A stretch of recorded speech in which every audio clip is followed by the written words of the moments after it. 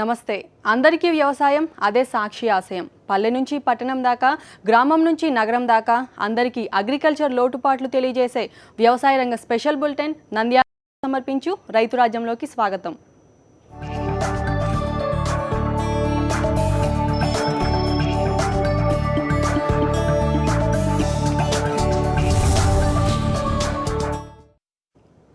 మిర్చి విక్రయించే సమయంలో ఇక మీదట రైతులు మోసపోవక్కర్లేదని, వ్యాపారులు చెప్పే మాటలకు బోల్తా పడాల్సిన అవసరం అసలే లేదని, మిర్చి ఉత్పత్తుల నాణ్యత ఎలాగుందో రైతులే స్వయంగా తెలుసుకునే పరికరం ఇప్పుడు మార్కెట్లోకి వచ్చేస్తోంది. మిర్చి పైరు సాగు చేయటం అంటే అదొక యజ్ఞం లాంటిది. విత్తనం నాటే దగ్గర నుంచి పంటను మార్కెట్లో విక్రయించేంత వరకు ప్రతి క్షణము ఆందోళనే. ఏ ఒక్కచోట తేడా వచ్చినా లక్షల్లో నష్టం చవిచూడక తప్పదు. ప్రకృతి వైపరీత్యాలు, నకిలీ విత్తనాలు, పురుగుమందులు, మరోవైపు పెరుగుతున్న పెట్టుబడులతో రైతులు అయోమయానికి గురవుతున్నారు. రెక్కలు ముక్కలు చేసుకుని మంచి దిగుబడులు సాధించినా మార్కెట్ మాయాజాలంతో రైతు కుదేలవ్వాల్సిన దుస్థితి నెలకొంది. రైతులు తమ ఉత్పత్తులను విక్రయించే సమయంలో వ్యాపారులంతా ఒక్కటై ధరను నియంత్రిస్తుంటారు. అయితే నాణ్యత లోపం పేరుతో రైతన్నను మోసం చేస్తున్న దళారులకు చెక్ పెట్టడానికి ఇప్పుడు కొత్త పరికరం వచ్చింది. రైతు పండించిన మిర్చి నాణ్యతను ఈ పరికరం ద్వారా కనిపెట్టవచ్చంటున్నారు.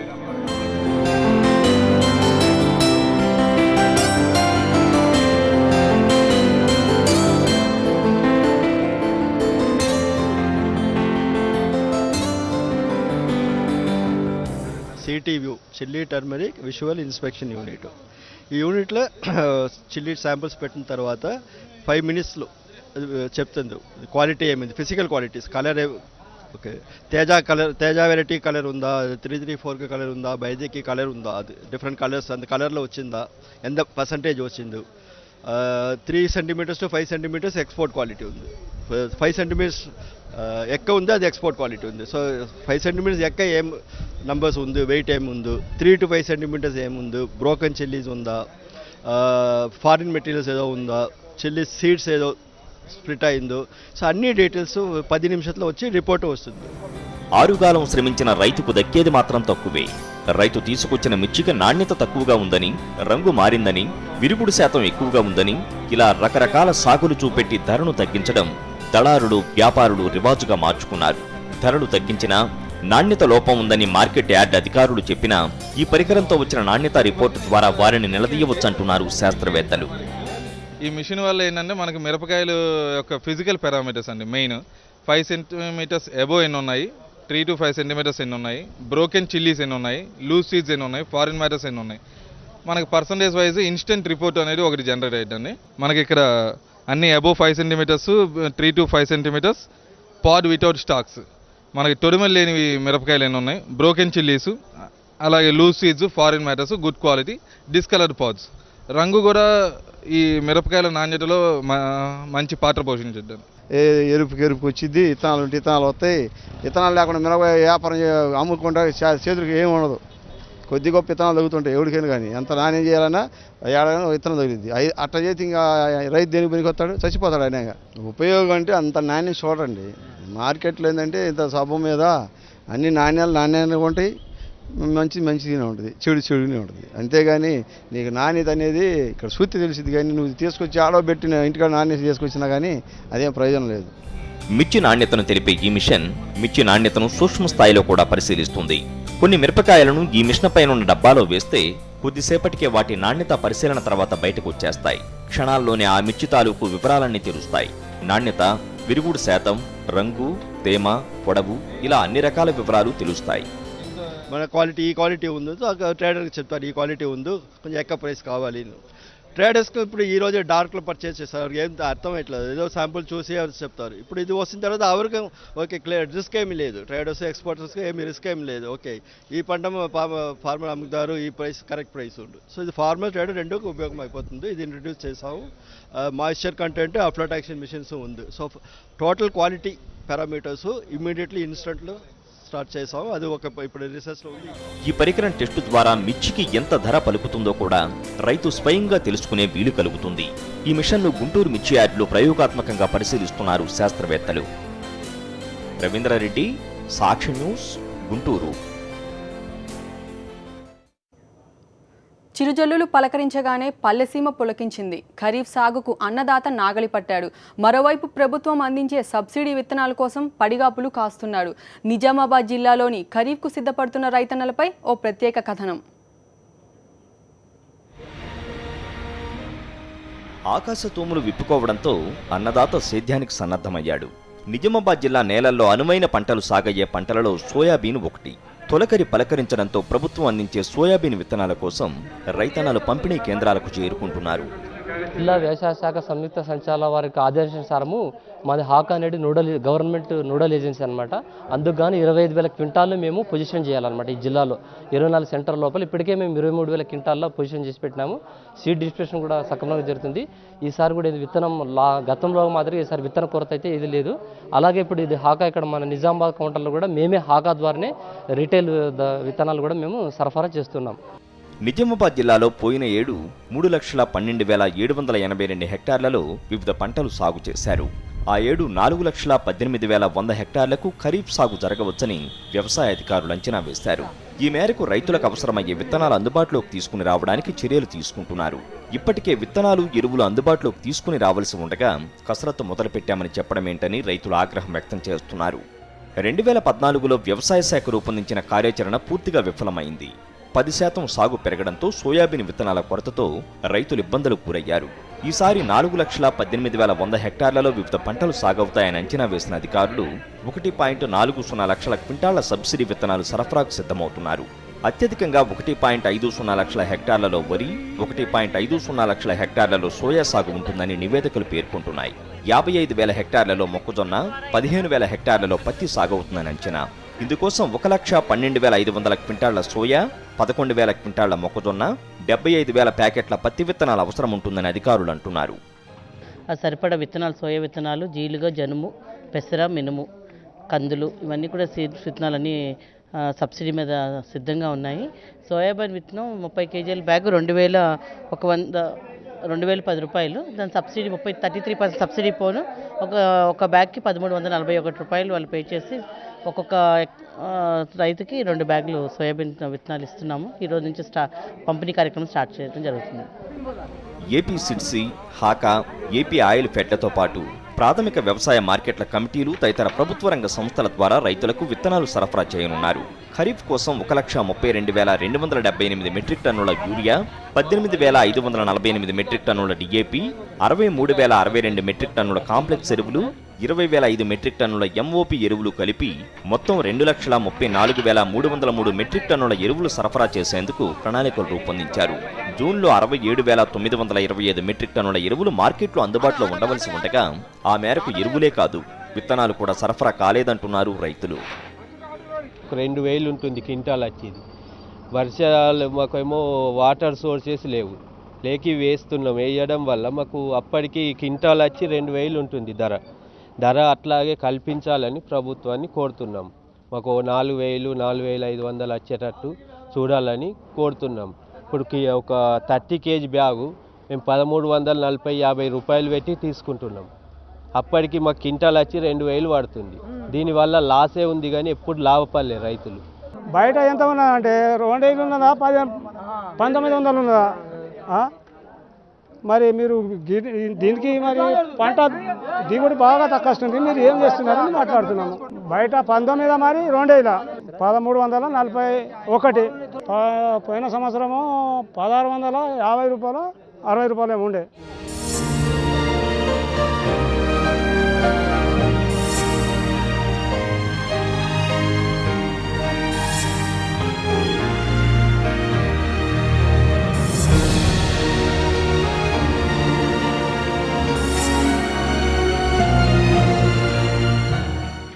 నిజామాబాద్ జిల్లా వ్యాప్తంగా విత్తనాల పంపిణీ మొదలైంది. సోయాబీన్ విత్తనాల కోసం రైతులు క్యూ కడుతున్నారు. సోయా, జీలుగు, కందులు, జనుము, పెసర, మినుము అన్ని సబ్సిడీ విత్తనాలు సరిపడా సిద్ధంగా ఉన్నాయని అధికారులు చెబుతున్నారు. నేల తడిసిన తర్వాతే విత్తనాలు వేయాలని అధికారులు సూచిస్తున్నారు. పెసర, మినుము, కందులు, మొక్కజొన్నలు, జీలుగు విత్తనాలు కూడా అన్ని సిద్ధంగా ఉన్నాయి. అయితే కావాల్సిన విత్తనాలన్నీ కూడా సరిపడా ఉన్నాయి. అయితే ఇప్పుడు వేసుకోవాలనుకుంటున్న వాళ్ళు కూడా కొంచెం వర్షం చూసి, కొంచెం పెద్ద వర్షం పడి నేల బాగా తడిచేటట్టుగా వర్షం పడిన తర్వాతే విత్తుకోవాలని వాళ్ళు కోరుకుంటున్నారు. ఎందుకంటే ఒకసారి మనం వేసిన తర్వాత మళ్ళీ డ్రై స్పెల్ 10 రోజులు వర్షం లేకపోతే విత్తనాలన్నీ కూడా వాళ్ళకి వేస్ట్ అవుతాయి, ఖర్చు కూడా పెట్టిందంత మదుపంతా వేస్ట్ అవుతుంది. కనుక కొంచెం పెద్ద వర్షం పడిన తర్వాత విత్తుకుంటే కొంచెం మనకి మంచి దిగుబడి కూడా వచ్చే అవకాశం ఉంటుంది. అంటే విత్తనం ధృవీకరించిన నాణ్యమైన విత్తనం మనం మధ్యప్రదేశ్ నుంచి కూడా సేకరించి ఇక్కడ తీసుకొని ఇస్తామన్నమాట. ధృవీకరించబడిన విత్తనం సర్టిఫైడ్ సీడ్ అంటారు దీని అనమాట. మా గవర్నమెంట్ దీనికి రేటు నిర్ణయిస్తుంది, ఆ ప్రకారంగా మనం ఇస్తుంటాం రైతులకు అనమాట. ధృవీకరించబడిన విత్తనం అనమాట, సర్టిఫైడ్ సీడ్. జూన్ 15 నుంచి 25 వరకు విత్తుకోవాలి రైతులు. ఎందుకంటే 2 వర్షాలు పడిన తర్వాతనే విత్తుకుంటే భూమిలో తేమ శాతం ఉంటుంది. ముందే ఒక వర్షం పడకుండా విత్తుకుంటే మొలక శాతం తగ్గుతుంది అనమాట. కాబట్టి రైతులకి నేను ఆ విధంగా సలహా ఇస్తున్నాను. విత్తన పంపిణీ కేంద్రాల్లో సబ్సిడీ విత్తనాలు అధిక రేటుకు అందిస్తున్నారని రైతులు ఆరోపిస్తున్నారు. సబ్సిడీ డబ్బుల కంటే ఎక్కువగా వసూలు చేస్తున్నారని రైతులు ఆందోళన వ్యక్తం చేస్తున్నారు. గత అనుభవాలను దృష్టిలో పెట్టుకుని విత్తనాల అవసరం మేరకు అందించాలని రైతులు డిమాండ్ చేస్తున్నారు. సాక్షి న్యూస్, నిజామాబాద్. విత్తన వేరుశెనగ పంపిణీపై చంద్రబాబు సర్కార్ మీనమేషాలు లెక్కిస్తోంది. అరకొరగానే విత్తనాలు అందుబాటులో ఉండడంతో అన్నదాతల్లో ఆందోళన మొదలైంది. అనంత జిల్లాలో గతంలో ఎన్నడూ లేని విధంగా వేరుశెనగ విత్తనాల కోసం రైతులు రోడ్డెక్కారు. ఆంధ్రప్రదేశ్ రాష్ట్రంలో వేరుశెనగ పంటను ప్రతి ఏటా ఖరీఫ్లో సుమారు 10.5 లక్షల హెక్టార్లలో రైతులు సాగు చేస్తారు. ప్రధానంగా రాయలసీమ రైతులు ఈ పంటను అత్యధిక విస్తీర్ణంలో సాగు చేస్తుంటారు. అనంతపురంలో 7.1, కడపలో 5.7, చిత్తూరులో 1.20 లక్షల హెక్టార్లలో వేరుశెనగ పంటను సాగు చేస్తారు. గుజరాత్ తరువాత అత్యధిక విస్తీర్ణంలో వేరుశెనగ పంటను సాగు చేసేది అనంతపురం జిల్లాలోనే. వర్షాధారం కింద వేరుశెనగను సాగు చేసే రైతుల సౌకర్యార్థం 3.28 లక్షల క్వింటాళ్ల వేరుశెనగ విత్తనాలను సరఫరా చేయాలని ప్రభుత్వం నిర్ణయించింది. AP seeds, oil fed, HACA వంటి విత్తన సంస్థలకు సేకరణ బాధ్యతలు అప్పగించిన ప్రభుత్వం క్వింటాకు 7,150 రూపాయలు చెల్లించేలా ఒప్పందం చేసుకుంది.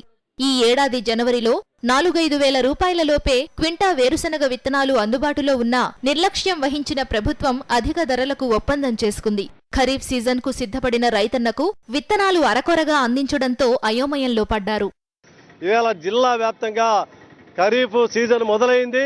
విత్తనం వేసుకునేదానికి రైతులు ఆతృతతో ఎదురు చూస్తున్నారు. వర్షాలు ఆశాజనకంగా కురుస్తున్నాయి. అయినప్పటికీ కూడా ప్రభుత్వం విత్తనం అందించే దాంట్లో పూర్తిగా విఫలమైంది. జిల్లా వ్యాప్తంగా ఎక్కడా విత్తనాలు లేవు. ఈవేళ మరి పుష్కలంగా విత్తనాలు ఉన్నాయి. విత్తన కొరత లేకుండా చూస్తామని మీటింగులు వేసి చెప్పి కలెక్టర్ గారు చెప్పారు. మరి పేపర్లో, టీవీల్లో ప్రకటన చేశారు. మరి అయినప్పటికీ ఈవేళ ఆచరణలో చూస్తే జిల్లా వ్యాప్తంగా విత్తనాలు లేవని చేతులు ఎత్తేసడం జరిగింది. విత్తన ఏజెన్సీల వద్ద, విత్తన సరఫరాదారుల వద్ద అగ్రిమెంట్ చేసుకున్నారు. మేము విత్తనాలు మా దగ్గర ఇంత పుష్కలంగా ఉన్నాయి, మేము అందిస్తామని. ఎక్కడ పోయినాయి విత్తనాలన్నీ? ఏమి మాయాజాలము? ఎక్కడ పోతున్నాయి? అనంతపురం జిల్లాలో జూన్ 3వ తేదీ నుంచి వేరుశెనగ విత్తనాల పంపిణీ మొదలైంది. కొన్ని గ్రామాల రైతులకు మాత్రమే విత్తనాలు పంపిణీ చేసిన అధికారులు ఆ తరువాత చేతులెత్తేశారు. జూన్ 7, 11వ తేదీల్లో జరగాల్సిన పంపిణీ వాయిదా పడింది. ఇప్పటి వరకు ఒక్క అనంతపురం జిల్లాలోనే 1.25 లక్షల క్వింటాళ్ల వేరుశెనగ విత్తనాలు పంపిణీ చేశామని, మిగిలిన విత్తనాలు త్వరలోనే పంపిణీ చేస్తామని అధికారులు ప్రకటించారు. దీంతో రైతులు పలు అనుమానాలు వ్యక్తం చేస్తున్నారు. ఇస్తామని చెప్పేసి ప్రకటించారు. ప్రకటించిన డేట్లలో ఉరువు కూడా ఇంతవరకు కూడా సప్లై కూడా లేదు. 3,20,000 క్వింటాలు అన్నారు. ఈరోజు 1,00,000 క్వింటాలు మాత్రమే ఇచ్చేసి డేట్లు వాయిదా వేస్తూ ఇప్పుడు 3 డేట్లు వేశారు. రైతులకు సంబంధించినటువంటి పర్మిట్లు ఇచ్చిన దానిలో కూడా ఈరోజు చెనిక్కాయలు లేవు. మరి ప్రభుత్వం సంబంధించినటువంటిది మరి దేశంలోనే కేజీ 171 రూపాయ 50 పైసలు అనేది ఎక్కడ కూడా లేదు. సేకరణ ధర ఆ రకంగా ఉంది. అయితే రైతులకు మాత్రం 33% అంటున్నారు. ఇది ఓన్లీ ఏఎన్సీలు, వాటికి సంబంధించినటువంటి వాళ్ళకి మాత్రమే ఈరోజు లబ్ధి చేకూర్చే పరిస్థితి ఉంది. కానీ రైతులకు ఏమాత్రం కూడా లబ్ధి చేకూర్చే పరిస్థితి లేదు. వర్షాలు సకాలంలో పడినా కూడా విత్తనాలు ఎత్తుకోవడానికి అవకాశాలు ఉన్నా కూడా ఈరోజు ప్రభుత్వం విత్తన వేరుశెనగకాయలు ఇస్తామని చెప్పేసి మరి మాట తప్పి ఈరోజు రైతులను ఆడుకుంటుంది. వైఎస్సార్ జిల్లా ప్రొద్దుటూరు నుంచి అనంతపురం రావాల్సిన విత్తనాలు పక్కదారి పట్టినట్లు రైతు సంఘాలు చంద్రబాబు సర్కార్పై దుమ్మెత్తిపోస్తున్నాయి. స్టాక్ పాయింట్ల నుంచి వేరుశెనగ విత్తనాలు నేరుగా వ్యాపారులకు చేరాయని, అందుకే విత్తనాల కొరత ఏర్పడిందని రైతు సంఘాల నేతలు విమర్శిస్తున్నారు. ఫలితంగా సుమారు 47 కోట్ల రూపాయల సబ్సిడీ పక్కదారి పట్టిందని ఆరోపిస్తున్నారు. రైతులకు వేరుశెనగలు ఇవ్వము అని ఒక్కసారి చెప్తే కూడా ఈ రైతులు వెళ్ళిపోతారు. అట్లా లేకోకుండా రైతులను పదే పదే జిల్లా నడిబడుకు తెప్పించుకుంటూ రోజు వందల వేల రూపాయలు ఖర్చులు అవుతూ ఉన్నాయి. ఇప్పటికే వాళ్ళు నడ్డి విరిగి చస్తా ఉన్నారు. ఈ ప్రభుత్వం గతంలో చెప్పినటువంటి వాగ్దానాలను నమ్మి ఈరోజు బంగారు వేలానికి పోయింది. ఇప్పుడు ఈరోజు శనగ విత్తనాల కోసం ముక్కు పడగలు కమ్మలు కుదబెట్టి డబ్బులు తెచ్చుకొని ఈరోజు ఈడ ఖర్చు పెట్టుకొని పోయి గ్రామాల్లో ఉత్తచేతలు పోవాల్సి వస్తుంది. ఇంత అన్యాయమైన ప్రభుత్వం గతంలో ఎప్పుడు కూడా లేదు. కాబట్టి ఈ ప్రభుత్వాన్ని కూడా రైతుల గోడు కొట్టుకుంటుంది. తొందరలోనే కూడా ఈ ప్రభుత్వం చూస్తూ ఉన్నాం. జరిగే పరిణామాలు కూడా ఈరోజు ముఖ్యమంత్రి గారే కొన్ని కేసుల్లో ఇరుక్కోబోతా ఉన్నారు. మరి ఇంత అన్యాయంగా మీరు ప్రవర్తిస్తూ ఉంటే ఎమ్మెల్యేలు కొనడానికి మీ దగ్గర డబ్బు ఉన్నాయి తప్ప కనీసం రైతుల సంక్షేమానికి, రైతులకు వేరుశెనగలు పెంచడానికి మీ దగ్గర డబ్బు కనిపించడంలే. వేరుశనగ విత్తనాల కొరతతో అనంత రైతులు అగచాట్లు పడాల్సిన పరిస్థితి ఏర్పడింది. సుదూర ప్రాంతాల నుంచి విత్తన పంపిణీ కేంద్రాలకు రావాలంటే వ్యయ ప్రయాసలతో కూడిన పనిగా మారిందని రైతులు ఆవేదన వ్యక్తం చేస్తున్నారు. శనక్కాయలు 10వ తేదీ ఇస్తామన్నారు. వచ్చి తెల్లారుజామున 5 గంటలకు కూర్చున్నాము. ఇక్కడ మగవాళ్ళని 2 గంటలకు పంపించినాము. 9 గంటలైనా సారోలు రాలే. శనక్కాయలు ఇస్తారనుకునేది ఏమనుకునేది ఏం చేసేది ఎవరు రాలేదు సార్. ఏం చేసేది చెవుల్లో కమ్మలు కూడా పెట్టి డబ్బులు తెచ్చుకున్నాము. ఉండేటు కట్ చేసుకుంటున్నాము. 3-4 నాణాలు తిరిగినాము. ఛార్జీలకు అయిపోయినాయి. పాలకుల తీరుపై మండిపడుతున్న రైతులు అనంతపురం జిల్లా వ్యాప్తంగా ఆందోళన చేస్తున్నారు. అనంతపురం, పుట్టపర్తి, కూడేరు, ధర్మవరం వంటి ప్రాంతాల్లో రాస్తారోకోలు, ధర్నాలతో రైతులు నిరసన తెలిపారు. అనంతపురం నుంచి ప్రాతినిధ్యం వహిస్తున్న మంత్రులు పల్లె రఘునాథరెడ్డి, పరిటాల సునీత రైతులు ఎదుర్కొంటున్న విత్తనాల సమస్యను ఏమాత్రమూ పట్టించుకోలేదని విమర్శిస్తున్నారు. వేరుశనగ ధరల విషయంలో సుమారు 12 కోట్ల రూపాయలు చేతులు మారాయన్న ఆరోపణలు గుప్పుమంటున్నాయి. సాక్షి న్యూస్, అనంతపురం జిల్లా. నంద్యాల వారి నంది పైపులు సమర్పించు రైతురాజ్యం కార్యక్రమంలో చిన్న విరామం తీసుకుందాం.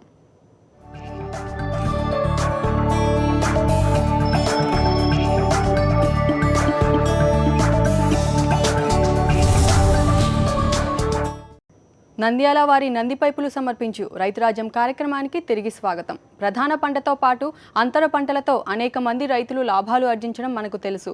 అయితే కంప్యూటర్స్లో డిప్లొమా చేసి వచ్చిన ఉద్యోగాన్ని వదులుకొని ఓ యువకుడు సేద్యం చేపట్టాడు. తమ పొలంలో ప్రధాన పంటతో పాటు అనేక అంతర పంటలు సాగు చేస్తూ 4 రాళ్లు వెనకేసుకుంటూ నలుగురికి ఆదర్శంగా నిలుస్తున్నాడు.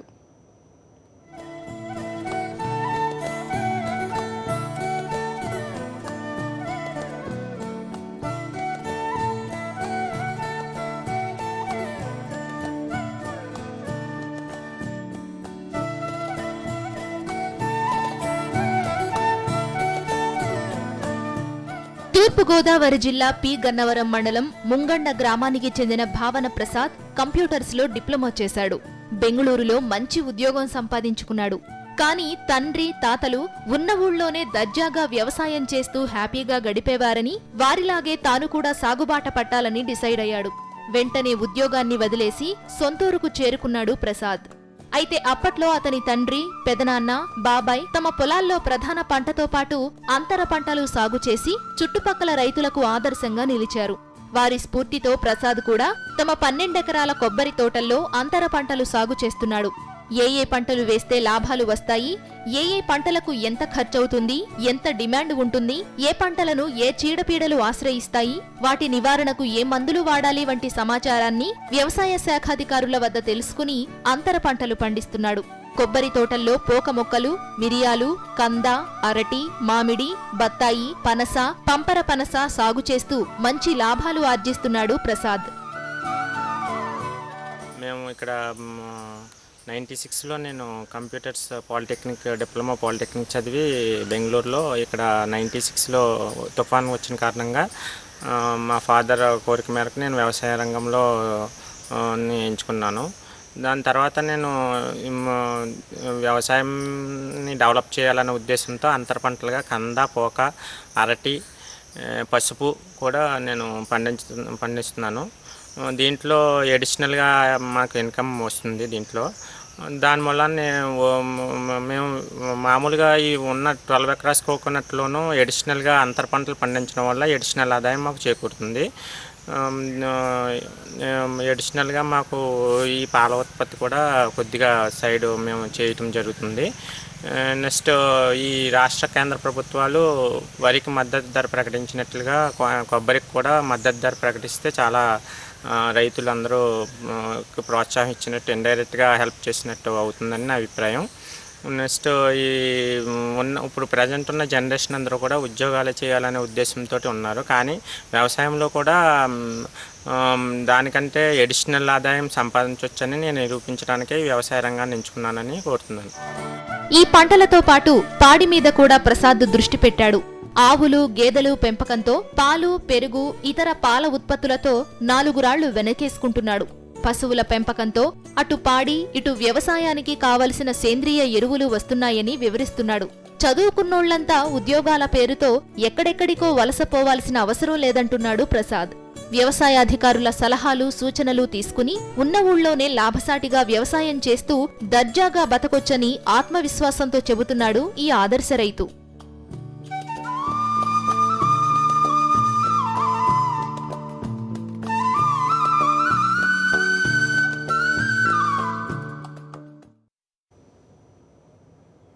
కల్తీ పత్తి విత్తనాలు తెలంగాణ రైతులను నష్టపరుస్తున్న టీఆర్ఎస్ సర్కార్ పట్టించుకోవడం లేదని ప్రతిపక్ష కాంగ్రెస్ మండిపడింది.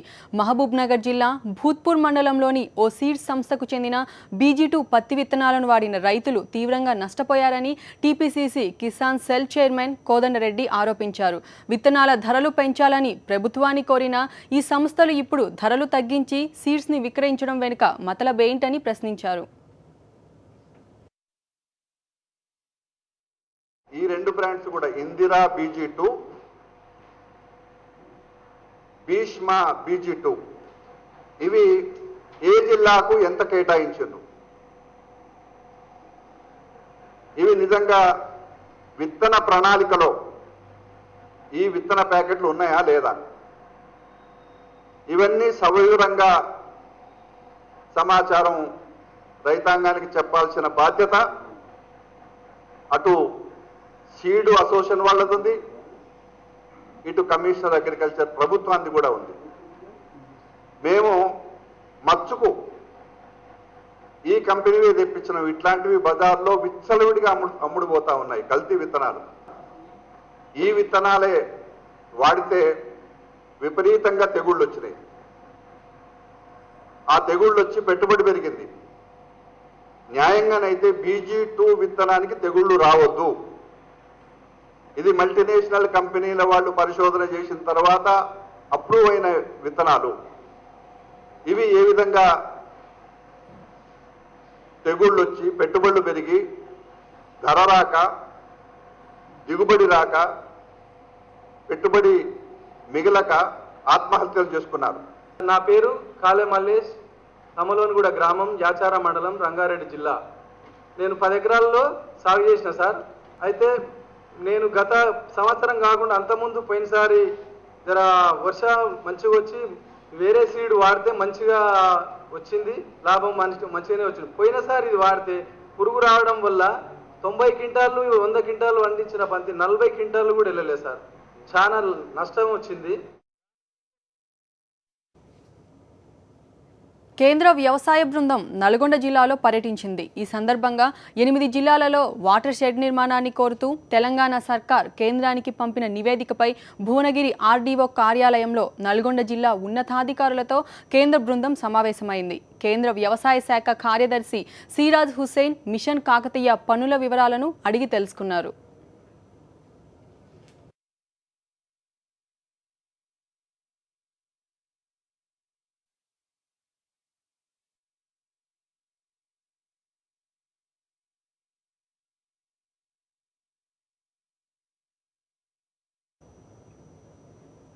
నంద్యాల వారి నంది పైపులు సమర్పించు రైతురాజ్యం కార్యక్రమంపై మీ అభిప్రాయాలు, సూచనలు పంపండి. అంతేకాదు మీ సందేహాలను కూడా పంపండి. వాటికి నిపుణుల చేత పరిష్కారాలు ఇప్పించి టీవీలో ప్రసారం చేస్తాం.